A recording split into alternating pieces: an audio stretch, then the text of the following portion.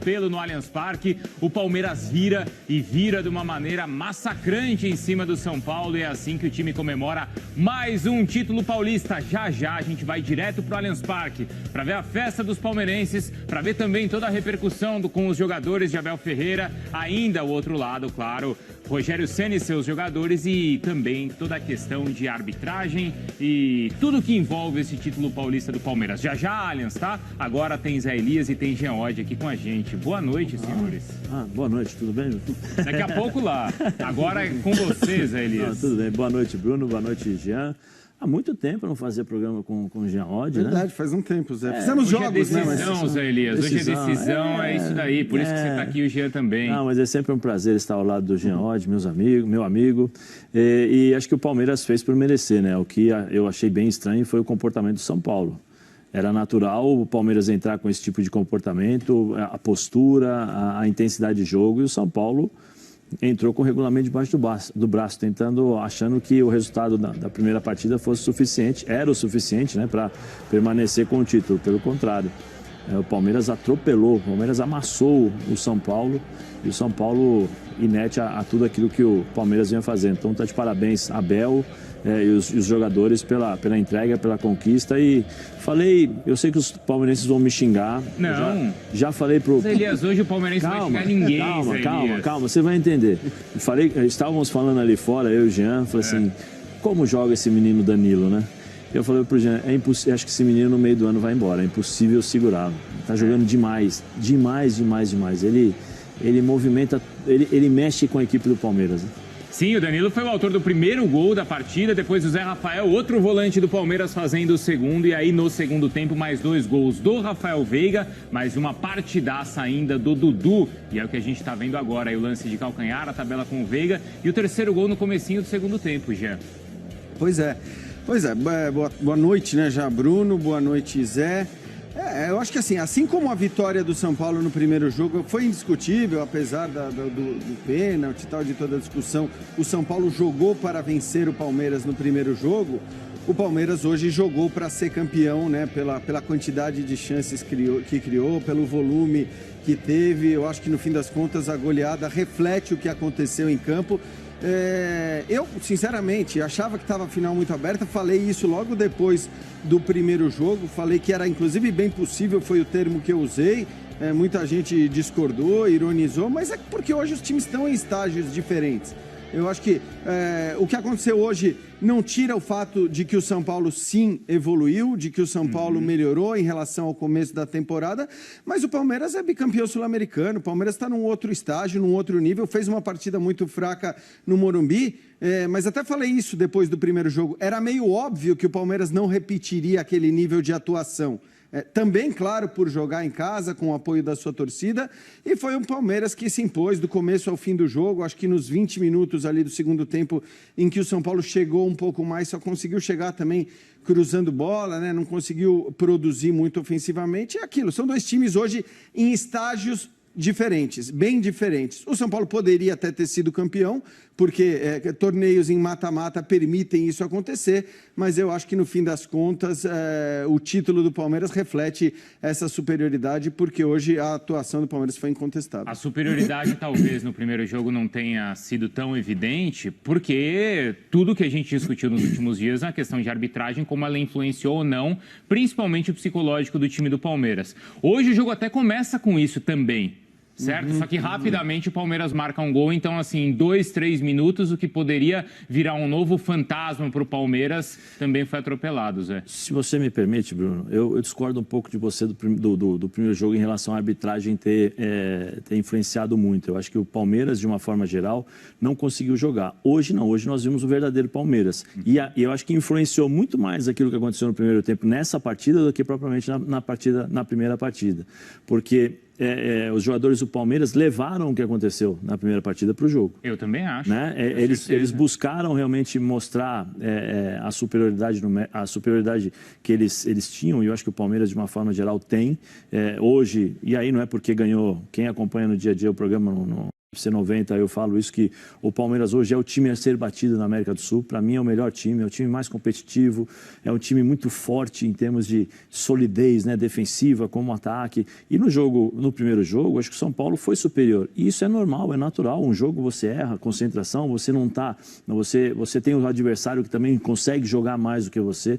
Hoje não, hoje nós voltamos a ver o Palmeiras. O Palmeiras bicampeão da Libertadores, o Palmeiras com a força mental que o Abel tanto fala, o que faz, né, e mostra para a gente essa diferença de estágios entre times, mas principalmente entre qualidade, né, de jogadores, de experiência, de maturidade, né, e hoje o Palmeiras foi realmente muito superior ao São Paulo.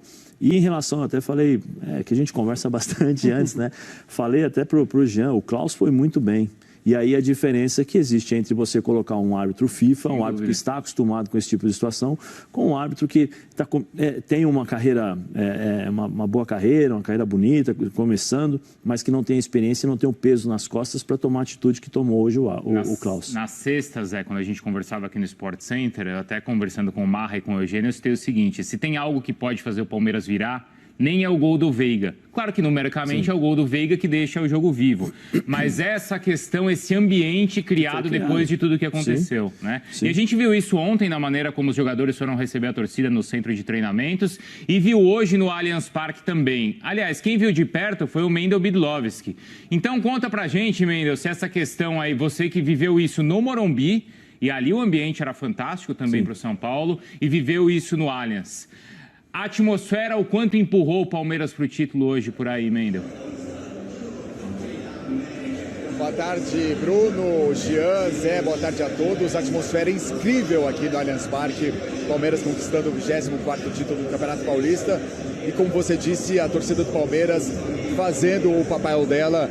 31.836 torcedores aqui, sem contar o público que ficou ali atrás do palco montado para o show do Maroon 5 na terça-feira. Esses torcedores não são contabilizados, foram ingressos distribuídos gratuitamente e a torcida empurrou o Palmeiras desde o começo do jogo. Realmente, nos momentos ali das decisões da arbitragem, com o VAR, a torcida ficou tensa, mas sempre empurrando muito. O Palmeiras que também, claro, correspondeu dentro de campo, principalmente com esse lado direito do Palmeiras, que é destruidor, arrasador. Marcos Rocha, Dudu e o Veiga fazendo uma partida muito boa. O Palmeiras que conquista o 5º título com o Abel Ferreira em 17 meses de trabalho. O Elias vai mostrar agora, ó, a montagem do palco ali no gramado do Allianz Parque. Daqui a pouco tem a premiação dos jogadores do Palmeiras, campeões paulistas. Como eu disse, 24º título do Palmeiras, campanha do Palmeiras, 12 vitórias, 3 empates e apenas uma derrota. O Palmeiras que teve foco na Recopa, no Mundial, durante o Paulista, e mesmo assim fez essa campanha impressionante. E aqui no Allianz Parque, a gente falava do apoio do torcedor. Em 2022, foram 10 jogos do Palmeiras jogando aqui, 10 vitórias, 100%. 19 gols marcados, aliás, 20 gols marcados, 2 gols sofridos. Do Palmeiras não arredondou, espera o time campeão. O Elias vai mostrar também a estrutura. Vamos lá, daqui a pouco a gente volta com o Mendel. A gente estava vendo ali a festa dos jogadores do Palmeiras e daqui a pouco a gente volta com ele lá. E também, claro, para a zona mista, para a palavra dos jogadores e também dos 2 treinadores. Aqui conosco agora também o Lugano. Boa noite, Lugano. Seja bem-vindo. Boa noite. Depende para quem, né? Não, mas é um prazer estar com vocês. Obviamente que não é um momento muito agradável, mas tem que ser profissional e tentar explicar o que aconteceu hoje no Allianz. Eu acho que não é surpresa que Palmeiras seja campeão, porque é o melhor time do continente, não apenas do Brasil, nem de São Paulo, mas acho que foi um pouco surpresivo, não? O jeito passivo que São Paulo jogou, a pouca resistência que fez a Palmeiras, né? Que todos sabemos que é o melhor time, tem melhores jogadores, decisivos. Então, isso aí é o que a gente vai tentar analisar, entender, porque é um resultado que dói, machuca, né? Machuca e, com certeza, imagino, tendrá neste momento São Paulinos com a cabeça muito quente, né? Além de ser um trabalho mais longo do Palmeiras, como o Jean e o Zé Elias estavam falando, é um time que está acostumado a jogar decisões. Todo mês o Palmeiras está jogando decisão, certo? Pelo menos de novembro, dezembro, janeiro, fevereiro, agora março, abril, o Palmeiras jogou decisão em todos esses confrontos. Isso não faz diferença, Lucas? Muita diferença. Inclusive, o time de São Paulo é um time muito novo, né? A maioria deles, primeiro jogo com esse ambiente decisivo no campo do adversário.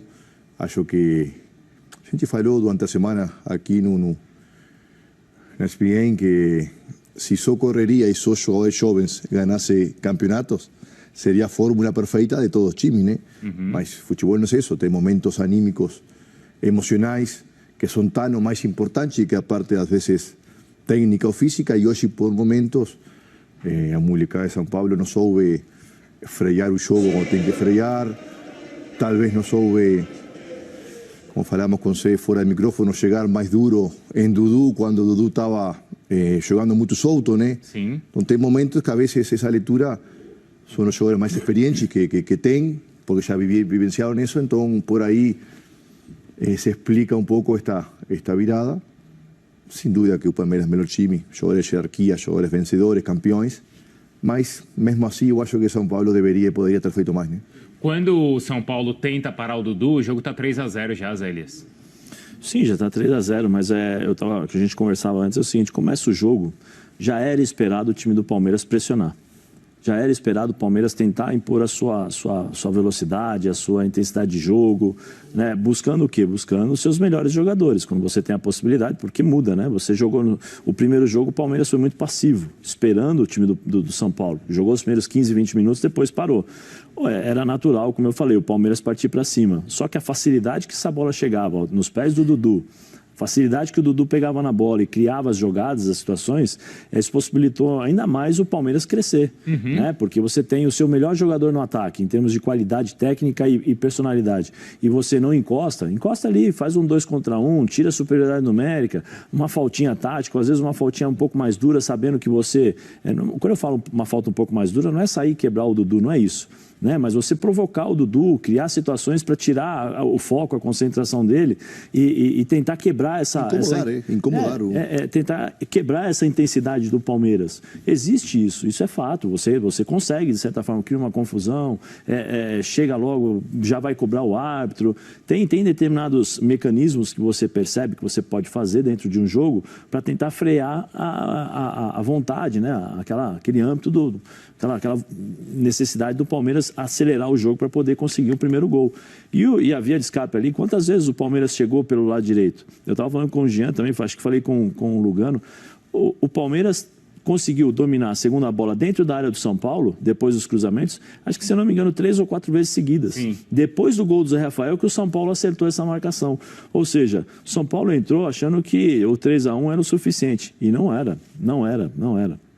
Eu acho assim, o São Paulo, nem me parece que fosse a ideia do Rogério, tá? De entrar com o resultado embaixo do braço. Do ponto de vista tático, né? O São Paulo, no começo do jogo, até tenta jogar. Tentou pressionar um Sempre pouco. Chegou exatamente. tarde, mas tentou. Só que eu tive a impressão, Lugano, e para mim a postura dos jogadores dentro de campo, e aí é muito isso que você falou, acho que o que o Bruno falou também, da diferença dos dois times de lidar com uma situação como essa, do costume de lidar com uma situação como essa. A gente sabia que o Palmeiras ia tomar a iniciativa e ia para cima porque precisava de um resultado, porque é melhor time coletiva e individualmente, e ia ter toda a sua torcida bancando essa pressão. O Palmeiras fez isso. Eu achei que o São Paulo, ainda que a orientação tenha sido outra, cara, no primeiro minuto do jogo a gente já vê o Jandrei caindo ali com 30 segundos e você não segura tempo de jogo de futebol com 30 segundos, né? Você não... então, acho que assim, os jogadores acabaram sentindo um pouco a pressão, o contexto. Quando você diz, na hora que tentaram parar o Dudu, você está se referindo à troca do Rogério? No intervalo, né? Para colocar o Léo por ali, isso, né? que ele coloca o Léo para marcar pela esquerda, porque o Wellington não estava bem em cima do Dudu. Coloca o Arboleda, que aí entra até naquilo que o Lugano está falando, de ter um cara mais experiente em campo, embora uma experiência, né, de alguma maneira também que tem gerado muita polêmica e tudo mais. Mas assim, ele faz a troca e no primeiro lance do Dudu, já com um novo marcador, ele faz a jogada do terceiro gol. A verdade é que o Dudu, ele tá voando, ele já estava voando, né, nos jogos contra Corinthians e Santos, na semifinal contra o Bragantino, e fez uma partida muito fraca contra o São Paulo no Morumbi. No primeiro jogo. Mas se você lembrar, voltou a jogar o que estava jogando. Eu também acho, mas se você lembrar da primeira partida, era o seguinte, o Dudu, quando pegava na bola, já tinha gente marcando, já tinha gente pressionando no primeiro jogo. Nesse jogo, a bola chegava com uma facilidade no Dudu, e o Dudu, ao invés dos jogadores do Palmeiras, do São Paulo, enfrentar o Dudu logo no meio campo, porque você perdeu, você faz a falta. É a falta tática. As pessoas acham que quando eu estou falando fazer a falta é quebrar o jogador, não é isso. Você faz a falta tática, para o jogo, para a jogada. Não, o que eles faziam? Eles recuavam. Pode ver que o Wellington vinha para dentro da área, chegava um determinado momento que ele parava, mas o Dudu já estava lá cruzando.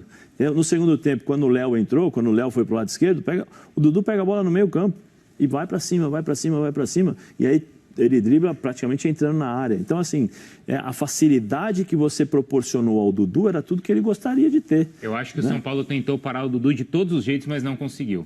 Eu já não acho assim. Não, que tentou. Mas ninguém entra assim. Não, mas eu acho que assim, o Dudu, quando tá nesse dia endiabrado dele, como tava hoje, também a movimentação de Veiga, de imagina o primeiro lance. Imagina a conversa. Pensa na conversa do Rogério no vestiário. O Rogério juntou e falou assim, vou fazer uma substituição que a gente precisa parar o Dudu de algum jeito. Primeiro lance, o Dudu passa como quer, por dois. Mas então, Bruno, mas é o que eu estou te dizendo. Estou tentando explicar o porquê que o Dudu conseguiu ter essa superioridade em relação aos jogadores do São Paulo. Primeiro, se você pega a bola e parte... Primeiro, você recebe a bola com uma facilidade enorme, do jeito que você gosta. Sim. Né? Você tem todo um espaço para ir para o 1 contra 1.